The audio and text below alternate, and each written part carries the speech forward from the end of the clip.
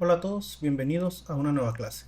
En esta ocasión vamos a hablar sobre la fisiopatología y el abordaje diagnóstico del VIH. Es una primera parte de esta secuencia de VIH. Posteriormente estaremos subiendo el video de tratamiento y un poco más profundizando en profilaxis de enfermedades oportunistas. Sin más preámbulo, vamos a empezar. Por definición, según la ONU-SIDA, significa virus de inmunodeficiencia humana. Pero este virus se trata de un retrovirus que infecta principalmente a linfocitos T CD4 positivos y macrófagos, destruyéndolos o alterando su función. La infección de este virus provoca un debilitamiento progresivo del sistema inmunitario, lo que conduce a una inmunodeficiencia. Pero ¿por qué es importante hablar del VIH? Se sabe que el VIH se ha extendido a todas las poblaciones en los múltiples entornos sanitarios, políticos y sociales.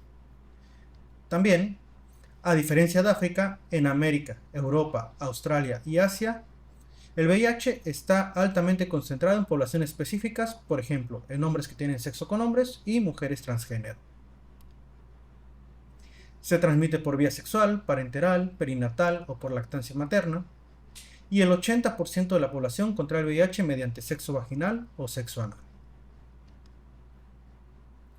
La epidemiología a nivel mundial ha reducido aproximadamente un 54% desde su pico máximo, que fue aproximadamente en 1996.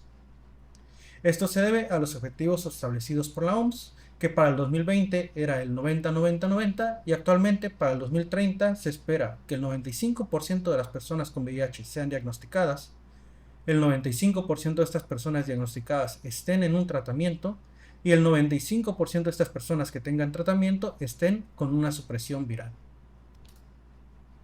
Para 2022, aproximadamente 39 millones de personas vivían con VIH. De ellos, el 37.5 millones eran mayores de 15 años, pero 1.5 millones eran niños de entre 0 a 14 años. El 53% de la población eran de sexo femenino y 1.3 millones fueron infecciones nuevas. Para ese entonces, 630.000 personas murieron por causas relacionadas al VIH avanzado. La prevalencia por grupo poblacional es la siguiente. 2.5% eran trabajadores o trabajadoras sexuales.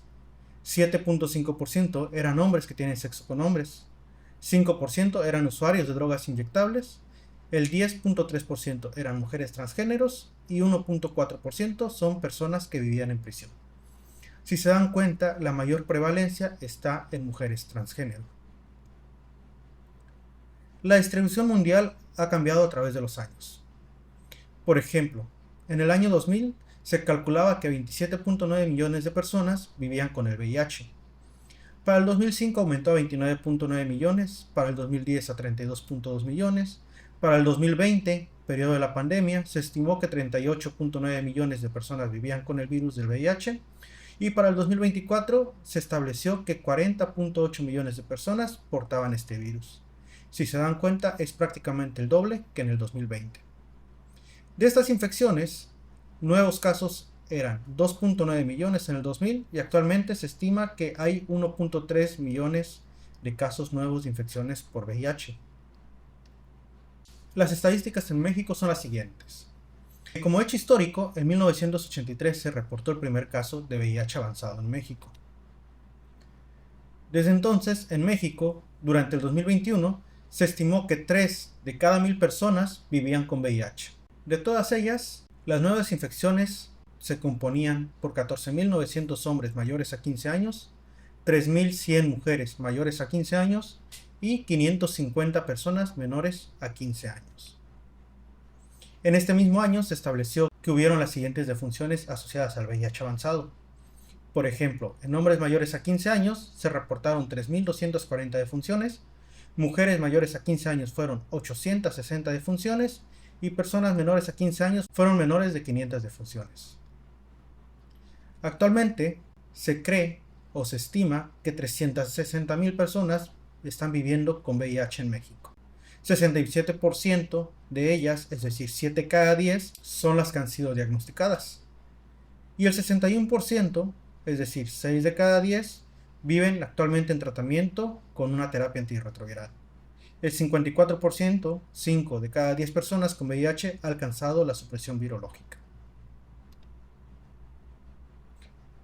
y cómo tenemos el escenario nacional actualmente. Este es prácticamente un mapa de calor en el que nos estamos dando cuenta la prevalencia del VIH por cada estado. Las regiones más concentradas con VIH es la Ciudad de México y el área metropolitana, como el Estado de México.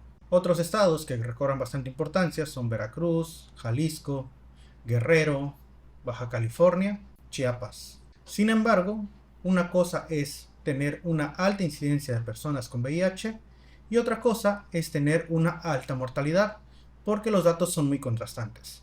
Si bien hay zonas en las que sí concuerda la alta incidencia con la alta mortalidad, como lo es en Veracruz, nos damos cuenta que, por ejemplo, en la Ciudad de México, a pesar de ser de las ciudades que tienen más concentrados pacientes con VIH, la mortalidad, a pesar de que es alta, no son de las más altas en el estado.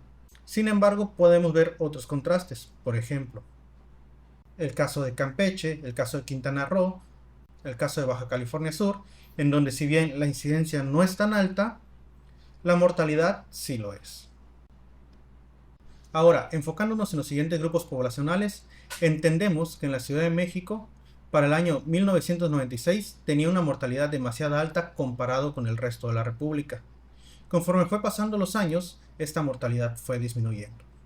Para 2022, aproximadamente la mortalidad ya fue menos comparada con la mortalidad a nivel nacional. Si esto lo contrastamos a los sexos, nos damos cuenta que el género masculino es el que tiene mayor muertes asociadas a VIH avanzado. Por otro lado, la mortalidad en mujeres es muchísimo menor. Entendiendo pues estos datos y la importancia de por qué tenemos que abordar esta enfermedad, vamos a pasar a la parte de la filogenética. Y es que este virus, tanto el VIH-1 como el VIH-2, están relacionados con un grupo de retrovirus llamados virus de inmunodeficiencia de simios. De estos hay un grupo bastante extenso de virus. Lo importante es recordar que el VIH tipo 1 es altamente patógeno y es el serotipo endémico actualmente. El VIH tipo 2 tiene incidencia principal sobre todo en África Occidental y la India.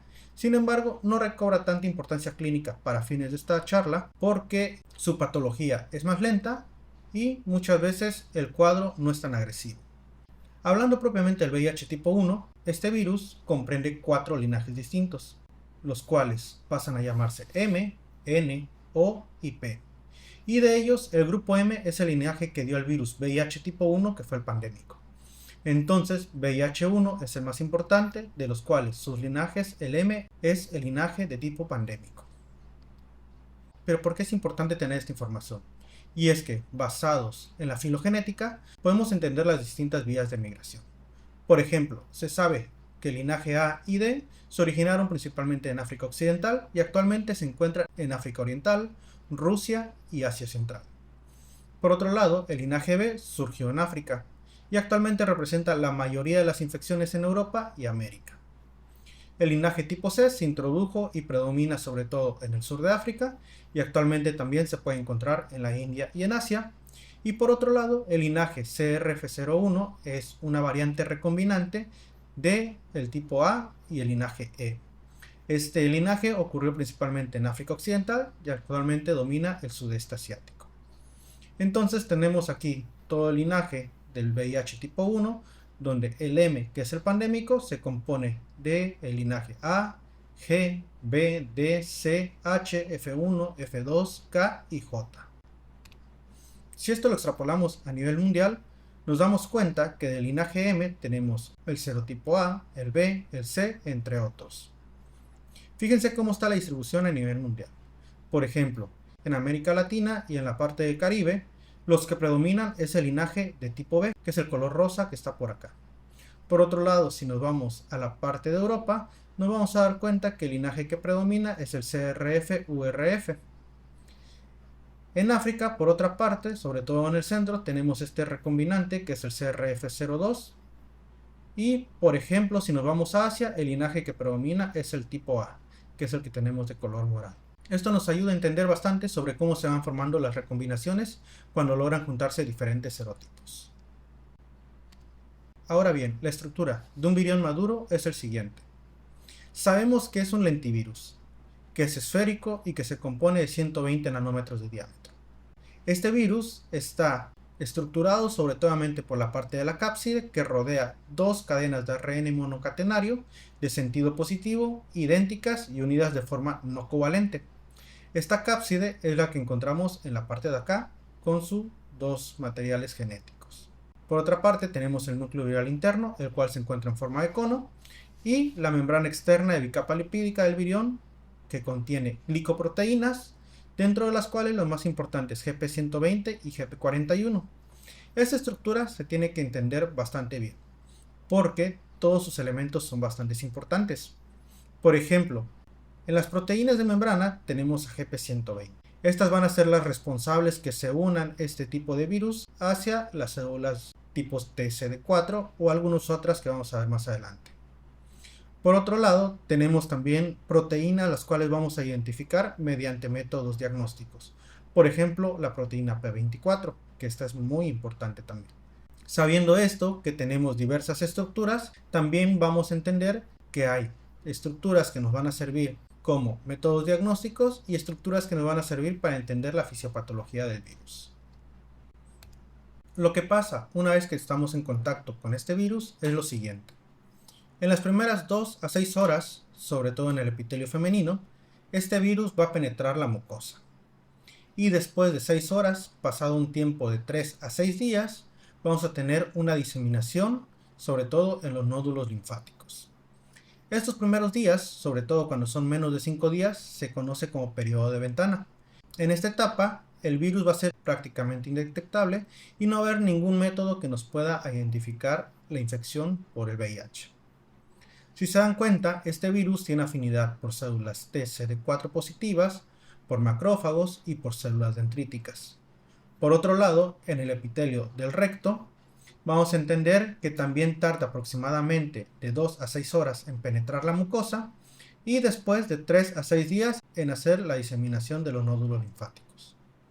A partir de aquí, de los 6 a los 25 días, vamos a establecer este virus como un reservorio, sobre todo para células TCD4, como las que tenemos acá, los macrófagos tisulares y células dendríticas. Prácticamente el proceso es el mismo, tanto en el epitelio vaginal como en el epitelio rectal. Una vez que tenemos el contacto con este virus, lo que puede pasar son cualquiera de los siguientes escenarios. Que tengamos células que no van a ser infectadas, que tengamos virus deficientes que no provoquen infección celular, que tengamos una infección bastante favorable y haya una replicación bastante importante, o bien que tengamos ciertas atenuaciones del virus o incluso que no traspase la barrera mucosa. Esto se va a definir más que nada en los primeros 6 días. Una vez que el virus ya entra en contacto con las células TCD4, lo importante es entender esto. Recuerden las proteínas de unión, que era el GP120, ya que estas proteínas se van a unir a receptores tipo CCR5 o CXR4. Hay virus que son más propensos a unirse a un receptor CCR5 y hay otro tipo de virus que son más afines a los receptores CXR4. Sin embargo, una vez que el virus ya se unió a estos receptores, vamos a tener una función de la membrana con el posterior ingreso de la cápside. Esta cápside se va a ir a los microtúbulos hasta que va a inyectar su material genético dentro del núcleo celular. Aquí es donde se va a expulsar el material genético y por medio de una transcriptasa reversa vamos a formar el ADN. Una vez que tenemos este ADN, se va a integrar al ADN de estas mismas células y vamos a generar la transcripción de ciertas proteínas como Rep, como TAT y NEF. De todas estas proteínas, una de las más importantes es la proteína TAT. ¿Por qué? Porque esta proteína va a favorecer la replicación viral. Y entonces se vuelve un círculo vicioso en el cual el virus, por medio de la transcriptasa reversa, va a generar material genético, va a generar la producción de TAT, TAT va a inducir la replicación y así sucesivamente. Otra de las partículas que tenemos son las GAG-POL, las GAG y las SEM, que más adelante vamos a ver la importancia de cada una de ellas. Por último, también se va a secretar material genético, el cual va a generar más viriones maduros y va a haber replicación viral hasta volver a infectar nuevas células. Todo este proceso es muy importante porque la terapia antirretroviral ataca en diferentes puntos de este proceso de infección. Entonces es muy importante entenderlo para establecer una terapéutica correcta. Ahora bien, esta proteína TAT tras tener una producción bastante acelerada, va a causar toxicidad. Y es que se puede estar acumulando en la célula infectada al punto de estarse secretando a niveles plasmáticos y acumularse en otro tipo de células. Estos depósitos de proteína TAT van a generar diversas alteraciones a nivel cromosómico. Por ejemplo, vamos a tener transactivación de ciertos genes, van a generar senescencia celular, van a inducir la proliferación de neoplasias, alteraciones de la proliferación o incluso apoptosis celular. Todo esto va a justificar tanto las enfermedades como los procesos neoproliferativos que van a ser definitorios del VIH avanzado. Las consecuencias sistémicas también van a ser VIH avanzado, afectaciones en el sistema nervioso central, alteraciones neurocognitivas, enfermedades cardiovasculares e inflamación. Se sabe que estos pacientes que se infectan con VIH tienen un aumento del riesgo cardiovascular precisamente por esta acumulación de TAT, que es la que nos induce mayor riesgo de infartos, de eventos vasculares cerebrales, entre otros. En algunas ocasiones hay pacientes que tienen deleciones en el gen 32. Y esto es muy importante tener en cuenta porque este tipo de pacientes tienden a no sobreexpresar o a no generar receptores de tipo CCR5, los cuales, recordemos, es un punto diana muy importante para el virus. Sin embargo, este tipo de pacientes, a pesar de no tener receptores CCR5, recordemos que van a haber ciertos tipos de virus que se van a unir o van a ser más afines por receptores tipo CXCR4. Sin embargo, la importancia de este tipo de receptores es que, si bien son los que le sirven a las células tipo CD4 para detectar ciertos procesos inflamatorios, cuando estos pacientes presentan de lesión, pues no va a haber esta regulación del proceso inflamatorio, lo cual puede ser un poco paradójico en el proceso inmunológico de estos pacientes. Se sabe que la transcriptasa reversa es una enzima que tiende mucho a generar errores, y es que está muy propensa a tener fallas en todo su ciclo de transcripción. Estas fallas, sin embargo, nos generan resistencias, por ejemplo, a los inhibidores no análogos de nucleósidos, nos pueden generar resistencia a los inhibidores análogos de nucleósidos, y esta puede estar mediada ya sea por una inhibición alostérica, por una inhibición estérica o bien por pirofosforílisis. Por ejemplo, en una inhibición alostérica, lo que entendemos es que se va a modificar el sitio de unión de los inhibidores no nucleósidos de la transcriptasa reversa, un punto muy importante en la terapia antirretroviral. Si se dan cuenta, en esta parte el virus es sensible porque el receptor es afín a la terapia con los inhibidores no nucleósidos de la transcriptasa reversa. Sin embargo, una vez que se produce alguna mutación, ya no se va a permitir la unión. Entonces, una inhibición alostérica nos permite modificaciones en el sitio de unión. No así, por ejemplo, en las modificaciones de la inhibición estérica, en el cual una estructura diferente va a modificar el sitio de unión, aunque el sitio de unión no se va a modificar como tal. Es decir, va a haber una resistencia por mutación hacia ciertas enzimas. En este caso, por ejemplo, tenemos el análogo de nucleósido, el cual se une a la transcriptasa reversa, y con esta formación va a impedir que se pueda unir. Por otro lado, tenemos la resistencia mediada por una pirofosforílisis, la cual vamos a entender que para que esto funcione tiene que unirse cierta molécula ATP. Y entonces esta molécula ATP va a escindir de este análogo para que no se pueda unir de una manera efectiva a la transcriptasa reversa. Son los mecanismos de resistencia bastante frecuentes y sobre todo que recobran bastante importancia clínica. Sin embargo, no son los únicos. Este virus presenta muchas mutaciones, las cuales les presento ejemplo en esta pantalla, que tienden a tener las siguientes resistencias, por ejemplo, a emtricitabina, a tenofovir, entre otros. En el caso especial de la resistencia a etravirina, tenemos el score de Tivotec. Se trata de describir o de encontrar ciertas mutaciones y con base en cada mutación vamos dándole un puntaje. Un puntaje de 2 nos habla de que va a haber una alta respuesta virológica, no así cuando el puntaje es mayor a 4, que podemos ya intuir que va a haber una respuesta reducida a la etravirina. Otro mecanismo por el cual el VIH produce su patogenia es el siguiente. Puede haber sinapsis virológica, la cual va a compartir cierta información genética para generar resistencia. Va a haber incluso comunicación de célula a célula con los macrófagos. Puede haber ciertos túneles o nanotúbulos que se van a unir de una célula a otra para compartir este tipo de viriones. Incluso cuando hay fagocitosis de una célula infectada, pues esta célula, que son los macrófagos, van a ser propensos a la infección adquiriéndolos por fagocitosis. Y algo bastante interesante es que también hay ciertos in sitios o uniones y fusiones de célula a célula, que puede ser incluso con células diferentes. Por ejemplo, una célula TCD4 que se une a un macrófago. Y una vez uniéndose los citoplasmas van a generar esta infección.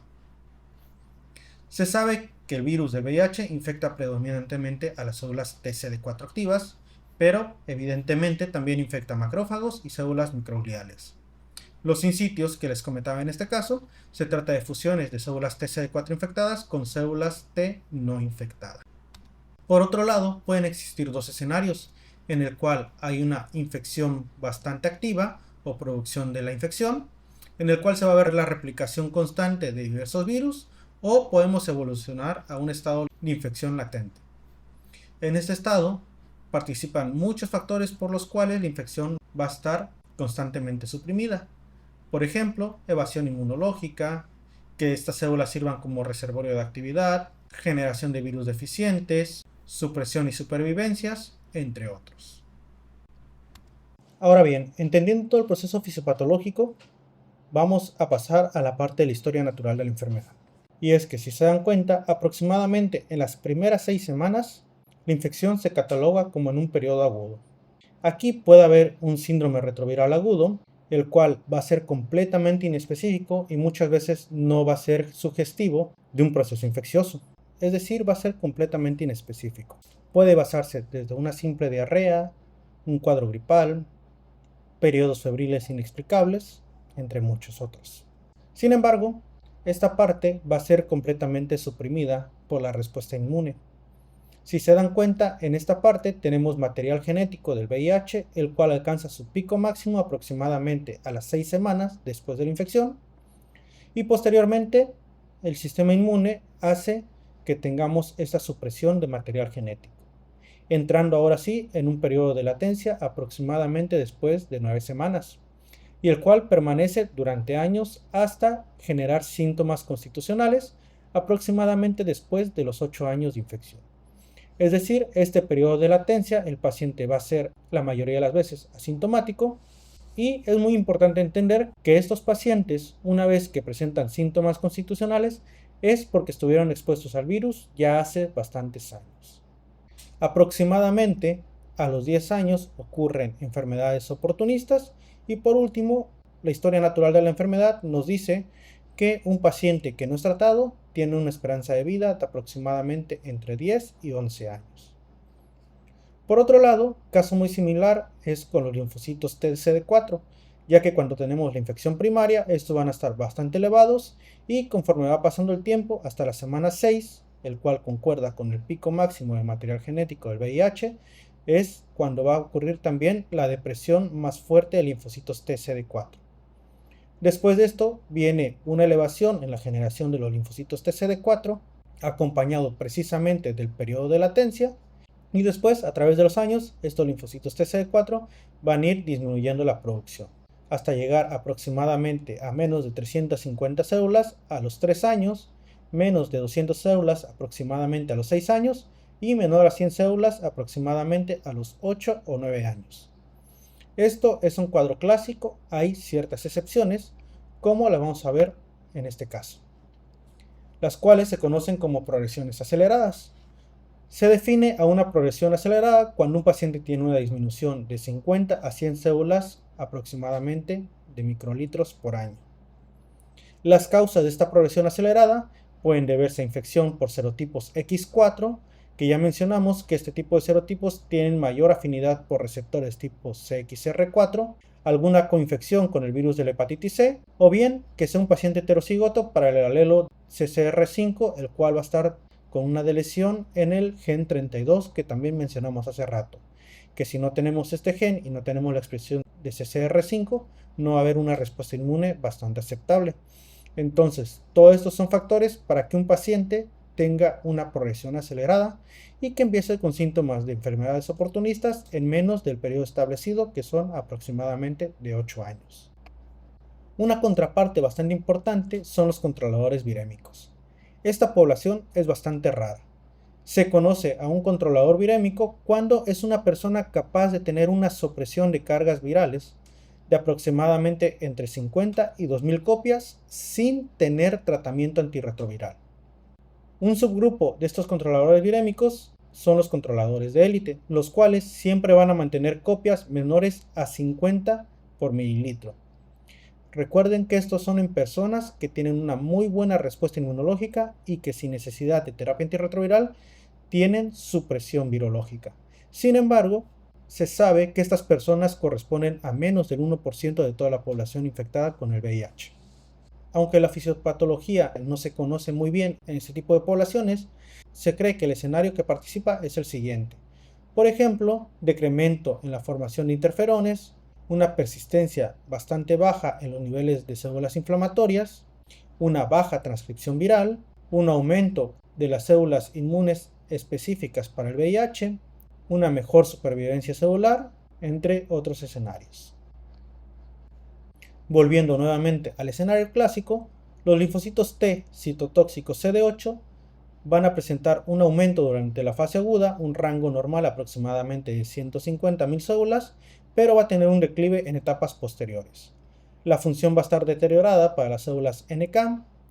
En cuanto a los monocitos y macrófagos, van a presentar defectos de la quimiotaxis, incapacidad para promover la proliferación de células TCD4, van a tener defectos de la función de los receptores de inmunoglobulinas, que es un requisito importante para que los monocitos y macrófagos reconozcan o eliminen anticuerpos unidos a antígenos extraños. Incluso las células B van a generar una hipergamaglobulinemia, sobre todo a expensas de IgG e IgA, y la respuesta de anticuerpos a múltiples patógenos, ya sea después de una infección previa o de la vacunación, van a ser muy bajas en comparado con personas que no tienen una infección asociada al VIH.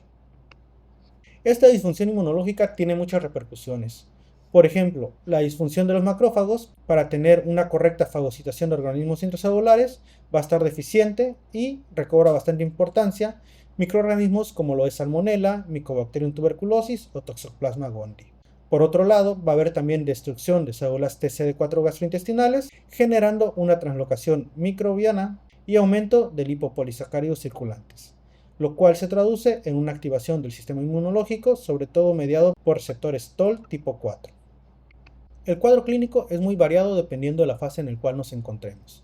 Por ejemplo, vamos a tener un síndrome retroviral agudo en etapas muy tempranas, la cual, como ya mencionábamos, puede ser desde un cuadro asintomático o con sintomatología inespecífica, caracterizado por una fiebre autolimitada, mialgias, erupciones cutáneas, cefaleas, meningoencefalitis, entre otras.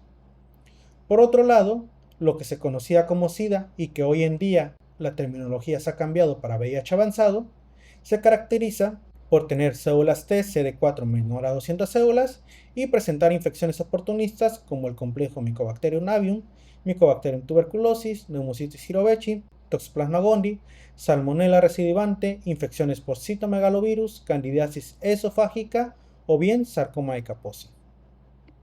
Los síntomas basados por aparatos y sistemas pueden ir desde la parte orofaringia con membranas mucosas, sobre todo a expensas de candidiasis, orofaringia, lesiones con leucoplaquias, incluso algunos escenarios con sarcoma de Kaposi, dientes con enfermedad periodontal, gingivitis.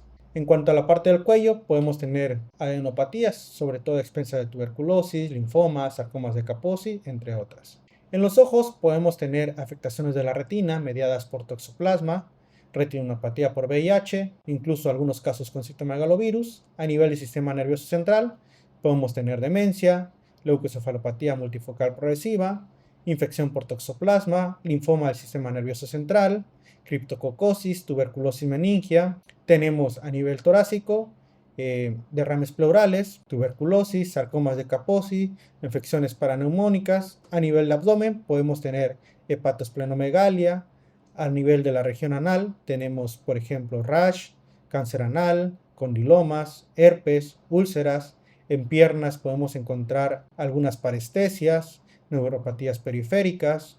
En piel podemos encontrar erupciones pruriginosas, papulares, afección también por sarcoma de Kaposi o molusco contagioso.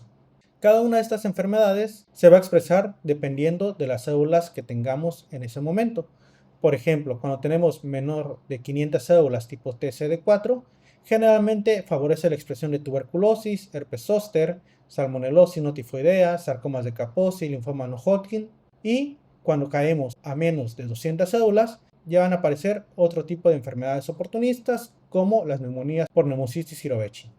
Puede aparecer también candidiasis esofágica, úlceras crónicas por herpes, micosis endémicas, demencias asociadas al VIH, o bien cuando caemos a menos de 100 células ya podemos encontrar otro tipo de lesiones como son la toxoplasmosis cerebral, meningitis criptococócica, criptosporidiosis, citomegalovirus, Mycobacterium ambium o una leucocefalopatía multifocal progresiva.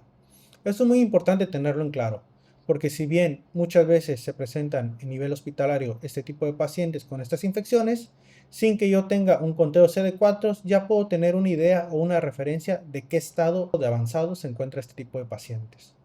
Por ejemplo, si es un paciente con toxoplasmosis, yo puedo intuir que es muy probable que este paciente tenga menos de 100 células y probablemente sea un paciente el cual el riesgo de un síndrome de respuesta inflamatoria inmune pudiera ser más alto. La OMS clasifica los siguientes estadios clínicos del VIH.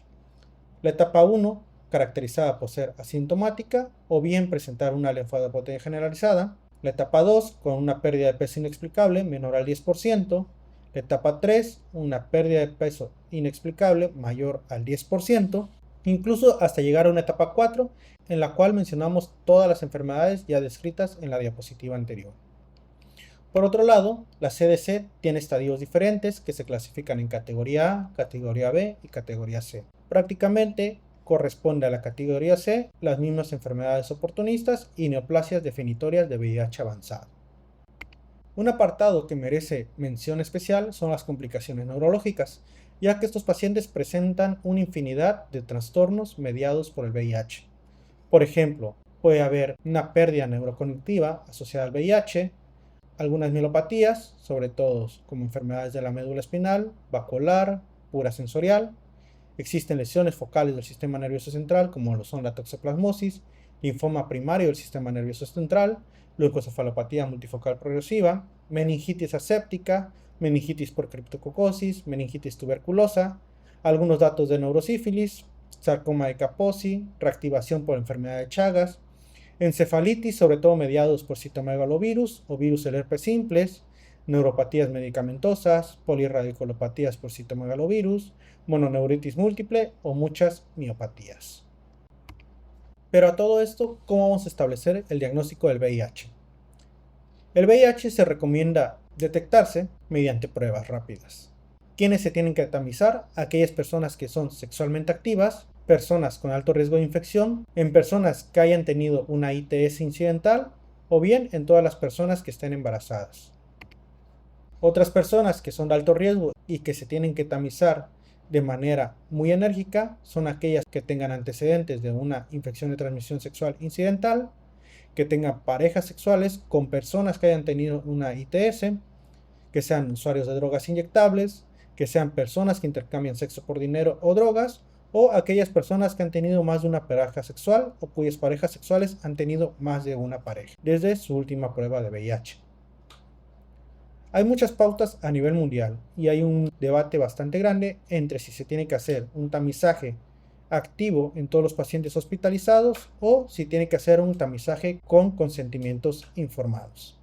Algunos países hacen tamizajes a todos los pacientes que se encuentran hospitalizados y algunos otros países retoman la importancia de tener un consentimiento informado para que el paciente opte por decidir si quiere realizarse una prueba o no.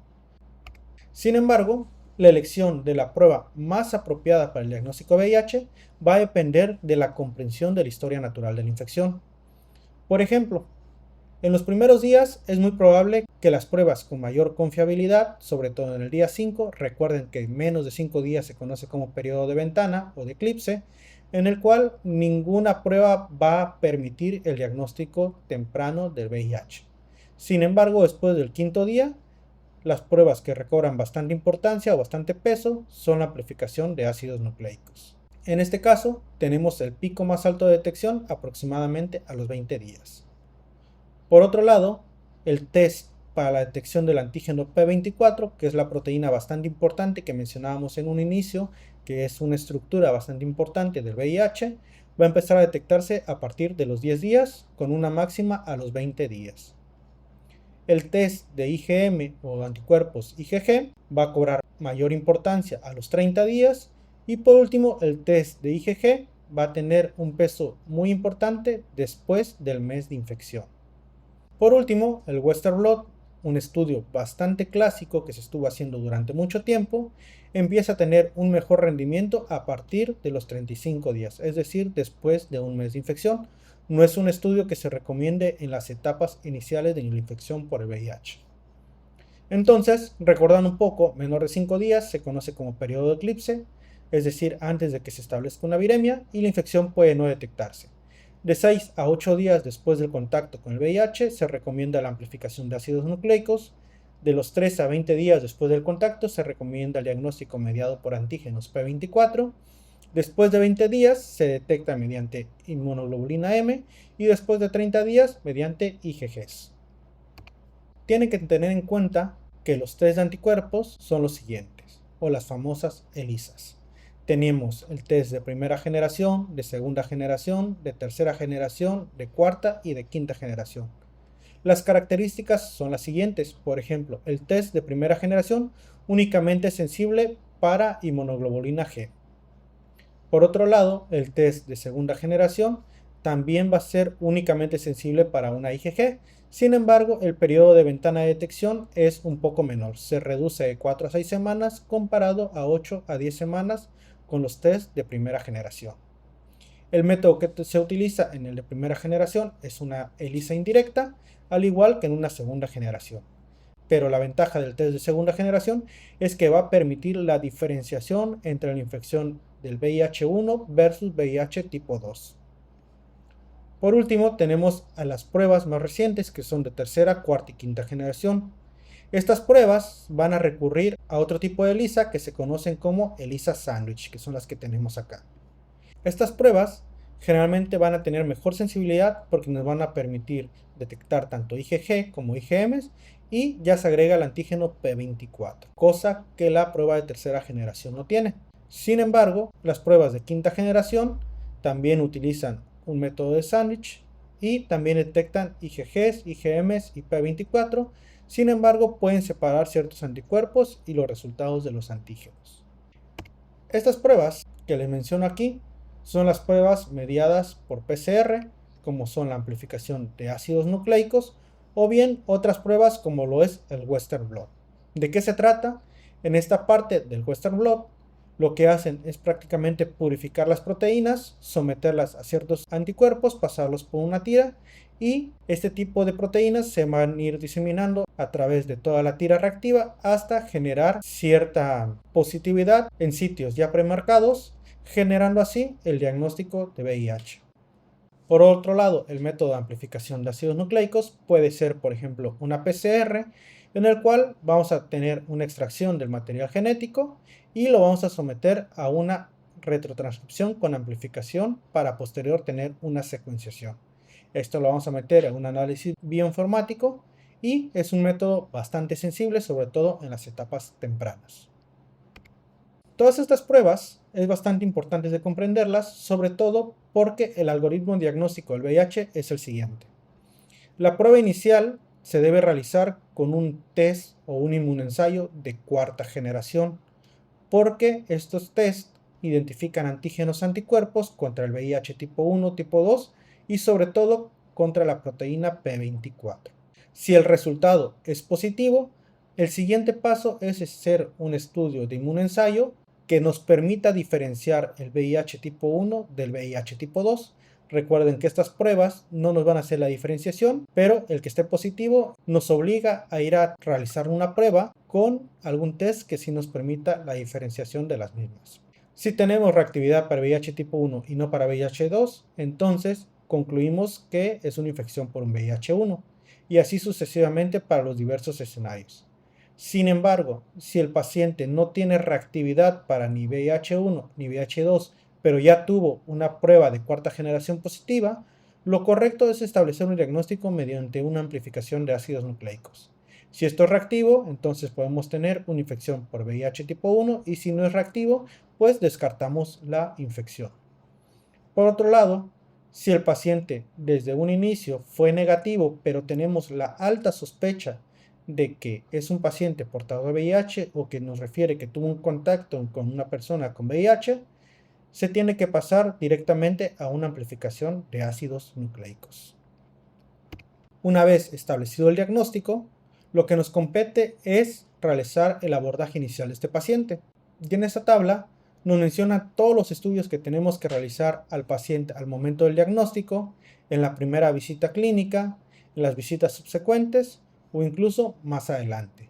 Por ejemplo, una historia clínica, un examen físico exhaustivo, conteos de CD4, asesoramiento, pruebas de funcionamiento hepático, de funcionamiento renal, cuantificación de los lípidos séricos, un conteo diferencial de la citometría hemática, tener, por ejemplo, un uroanálisis, serología para virus de la hepatitis B, virus de la hepatitis C. Tenemos que tener también una profilaxis contra una nemocistosis, dependiendo del conteo de CD4, screening con antígenos para criptococos, un test para histoplasmosis, un screening para infecciones de transmisión sexual. Tenemos que hacer evaluación para cáncer cervical, evaluación para cáncer anal, y en general ofrecer ayuda psicológica para tener una adecuada herencia, control de sustancias, control de la depresión, de la ansiedad, ideas suicidas, evaluación cognitiva del paciente, datos de fragilidad, entre otros. Si se dan cuenta, tiene que ser una atención bastante integral y no todo se tiene que hacer desde el momento del diagnóstico. Se puede hacer en la primera visita clínica o en consultas subsecuentes. Si el paciente refiere que ha tenido pérdida de peso, tenemos que hacer un abordaje dirigido. Y esto se va a dividir en pacientes que tienen pérdida de peso acompañados de fiebre o pérdida de peso acompañado con diarrea. Por ejemplo, si el paciente tiene fiebre, vamos a tener que buscar activamente una infección por tuberculosis, Mycobacterium avium complex, algún linfoma no Hodgkin, infecciones por citomegalovirus o pérdidas de peso asociadas al VIH.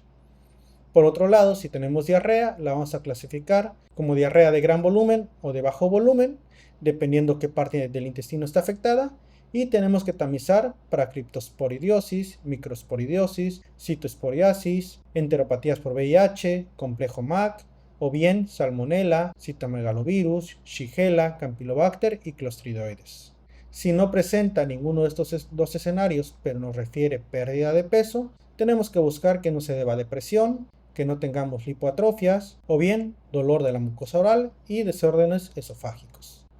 La clasificación de Atlanta, si bien se publicó en 1993, nos ayuda a comprender los estadios del VIH avanzado. Por ejemplo, una persona que tiene mayor a 500 CD4 pertenece al grupo 1. Sin embargo, si tiene condiciones definitorias de VIH avanzado, pertenecen al grupo C1 y si es un paciente asintomático, corresponden a un grupo A1. Por ejemplo, si tenemos un paciente que tiene una enfermedad oportunista y que ya intuimos que tiene menor a 200 células CD4 y tiene condiciones definitorias de VIH, pues es muy probable que se encuentre en un escenario C3. Y por último, ya para ir cerrando la plática, entendemos la parte de la prevención, que si bien no es el objetivo de este capítulo, más adelante retomaremos los estudios que nos hablan de una mejor prevención del VIH. Se sabe que los preservativos logran una reducción de la transmisión del VIH hasta en un 71% cuando la práctica es heterosexual y en un 70% cuando se practica en un sexo anal de hombres que tienen sexo con hombres. Del 25 al 45% de los usuarios informan que existen roturas de los preservativos, deslizamientos y esto es lo que se asocia más que nada con una falla en la prevención. Sin embargo, a pesar de todo esto, se ha estimado que el uso de preservativos en las últimas 3 décadas pudo haber evitado 117 millones de infecciones. Otro dato muy importante son los pacientes circuncidados. Se dice que la circuncisión reduce el riesgo de infección en prácticas heterosexuales hasta en un 59%. Se trata de la extirpación quirúrgica y esta reducción de la infección se ha asociado más que nada a el contenido alto de células T tipo CD4 en el prepucio. Otro escenario es entender la terminología del PrEP, del PEP y del TAR. PrEP se refiere a una profilaxis preexposición, mientras que PEP es una profilaxis de emergencia. Hablando propiamente de la profilaxis preexposición, implica el uso de terapia antirretroviral en personas que tienen una prueba VIH negativa y que se van a someter a una exposición sexual o algún contacto de otra índole con personas que son VIH positivo. Desde el 2015 la OMS ha recomendado el PrEP basado en una terapia oral con tenofovir o bien un esquema que se conoce 2+1+1, es decir, una dosis doble 24 horas antes del contacto con la persona VIH positivo, una dosis 24 horas posteriores y otra dosis a las 48 horas. Esto se ha visto que reduce el riesgo de infección desde un 86 a un 97% dependiendo del escenario. Tenemos otros métodos de prevención como es el anillo vaginal de dapivirina, el cual se tiene que hacer una autoinserción mensual. Se ha estimado que reduce el riesgo de VIH hasta en un 50% y otro método bastante novedoso es el cabotegravir inyectable. Se hace una administración cada 8 semanas, reduciendo la incidencia del VIH hasta en un 79%. La prevención de la profilaxis post-exposición o la profilaxis de emergencia se da sobre todo en personas que han tenido una exposición con personas que tienen alto riesgo de VIH. Se tiene que iniciar preferentemente dentro de las primeras 72 horas y es muchísimo más eficaz si se inicia lo antes posible. La mayoría de las guías recomienda que la terapia tiene que ser una terapia antiviral triple basada en inhibidores de la integrasa durante 28 días. Los más comunes tienden a ser estas combinaciones de bictegravir con emtricitabina y tenofovir alafenamina o dolutegravir, abacavir, lamivudina. Por último, les dejo estos anexos para el tratamiento del VIH. Recuerden que vamos a tener un capítulo para cada uno de estos escenarios, como para la profilaxis de infecciones oportunistas, pautas para el tratamiento del VIH y el manejo de la coinfección del VIH con hepatitis C. Sin embargo, vamos a mencionarlos muy superficialmente. Por ejemplo, tenemos que tener para infecciones oportunistas en VIH, como lo es el complejo Mycobacterium avium, para Pneumocystis jirovecii, Toxoplasma gondii, tuberculosis latente, tuberculosis extremadamente resistente, tuberculosis MDR o virus de la varicela zoster. ¿Cuándo iniciarlos? Se encuentran en esta columna. Los más clásicos es establecer profilaxis para neumocistosis, el cual se cubre perfectamente con trimethoprim sulfametoxazol con dosis de 80-400 o 160-800 cada 24 horas y ya cubrimos ambos agentes. Algo que es muy reciente es que no se tiene que iniciar la profilaxis para Mycobacterium avium siempre y cuando el paciente reciba inmediatamente el tratamiento antirretroviral. Pero si por algún motivo, alguna infección oportunista que esté en tratamiento, alguna enfermedad neoplásica o cualquier otro escenario que vaya a posponer el inicio temprano del TAR, entonces sí se tiene que iniciar la terapia profiláctica para complejo MAC. Esta terapia va a ser con acitromicina, ya sea 1.2 gramos semanales o 600 miligramos 2 veces por semana. Otra opción puede ser también con claritromicina, 500 miligramos cada 12 horas. Se tiene que suspender esta profilaxis hasta que ya tengamos un conteo mayor de 100 células CD4 o para estos otros escenarios cuando ya tengamos mayor a 200 células CD4. La tuberculosis latente va a depender más que nada si tenemos un cuantiferón positivo, una prueba de tuberculina, un PPD mayor a 5 milímetros y que además tengamos menos de 100 células CD4. Generalmente va a ser un esquema basado en isoniazida con piridoxina o bien rifampicina. Se puede suspender el esquema de rifampicina después de 4 meses o el esquema basado con isoniazida piridoxina después de 6 a 9 meses. Y por último, en aquellas personas que viven en el mismo domicilio que personas que presentan una tuberculosis MDR, se ha aprobado recientemente el esquema profiláctico con levofloxacin durante una dosis diaria por 6 meses. Vacunas para varicela y en zonas endémicas se tiene que cubrir una profilaxis para malaria, coccidioides e histoplasma. En esta parte de aquí tenemos la clasificación de cada una de las terapias antirretrovirales y las consideraciones de inicio de tratamiento. Por ejemplo, el tratamiento de primera elección puede ser una combinación de bictegravir, emtricitabina y tenofovir alafenamina. O bien, más recientemente se ha probado la terapia doble, basada más que nada en dolutegravir y lamivudina. En caso de que el paciente presente un síndrome inflamatorio de reconstitución inmune, no se debe suspender el tratamiento, se tiene que continuar. Este síndrome inflamatorio de reconstitución inmune se va a caracterizar por presentar un empeoramiento clínico tras iniciar el TAR, sobre todo dentro de las primeras 12 semanas. Hay otros conceptos que tenemos que tener en claro, y es que un BLIP se caracteriza por tener una carga viral positiva cuando el paciente ya tenía una carga viral negativa previa y después de eso tiene una carga viral negativa también posterior a esta carga viral detectable. Es decir, carga viral negativa, positiva, negativa. Entendemos también a la viremia persistente bajo nivel cuando tenemos más de una carga viral consecutiva por encima del valor de detección, pero con menos de 200 copias. Y por último, la falla virológica cuando tenemos dos cargas virales consecutivas con más de 200 copias a partir de los 6 meses de haber iniciado el TAR.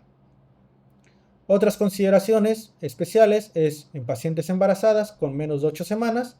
Este es el esquema preferido y el esquema con mayor a 8 semanas también cambia. En pacientes, por ejemplo, que tienen nefropatía, que tienen osteopenia, se debe evitar este tipo de terapia antirretroviral. Las abreviaturas vienen aquí durante el texto.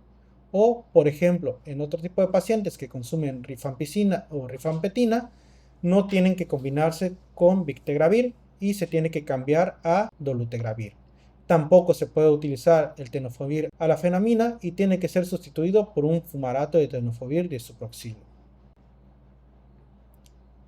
Más abajo tenemos las consideraciones para cuando el paciente con VIH se encuentra ante un escenario de tuberculosis meningia.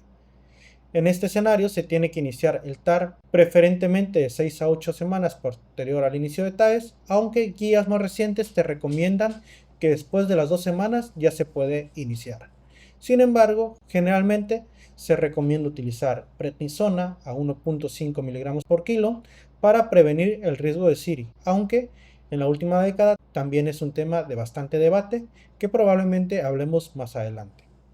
Otro escenario que nos puede condicionar un SIRI es una criptococosis meningia. Aquí se recomienda iniciar el TAR después de 4 semanas.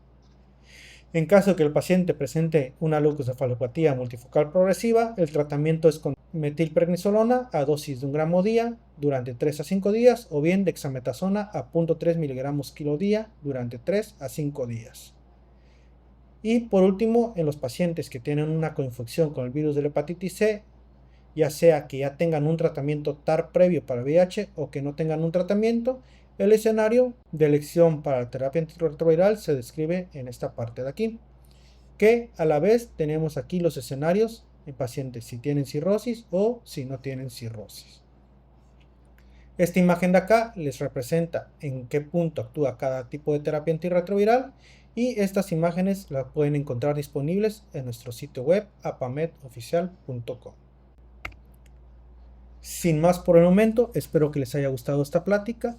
Les comparto los principales artículos de donde se recabó toda la información y esperen el siguiente capítulo de tratamiento del VIH. Posteriormente estaremos subiendo el tratamiento de las infecciones oportunistas y por último, muy probablemente algunos dilemas o temas de debate en VIH.